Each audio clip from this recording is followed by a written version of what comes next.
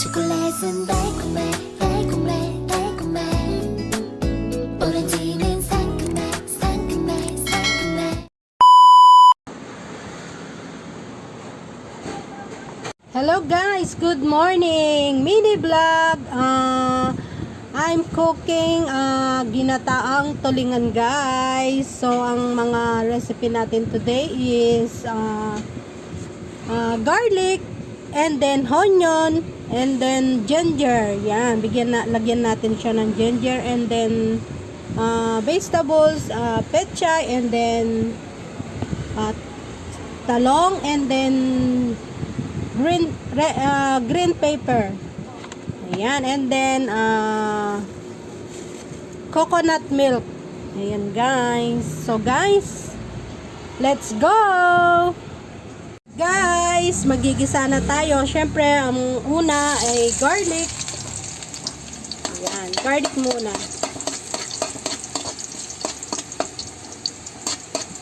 Next, onion.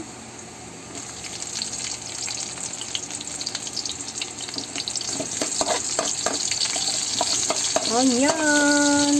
Next, ginger. Kailangan kasi may luya guys. Ayan.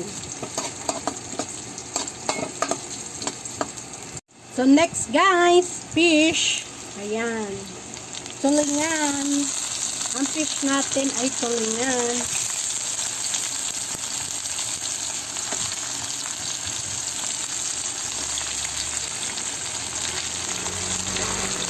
So guys, ilagay na natin yung unang piga. Ayan. Ay, pangalawang piga pala ito. Ayan guys. And then, sabay na natin yung mga, ano natin, gulay-gulay guys. Sabay-sabay na natin.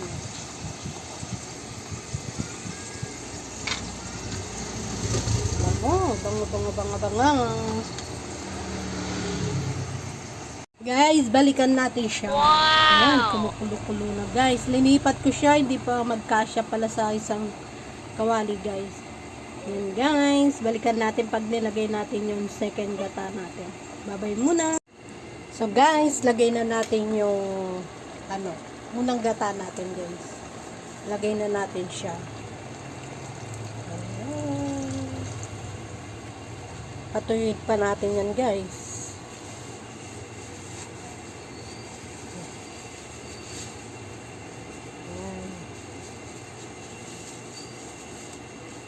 At syempre, lagay na natin yung magic sarap guys. Ayan. Mamaya na lang natin lagay yung pechay guys. Yan. Pakuluin muna natin yan guys.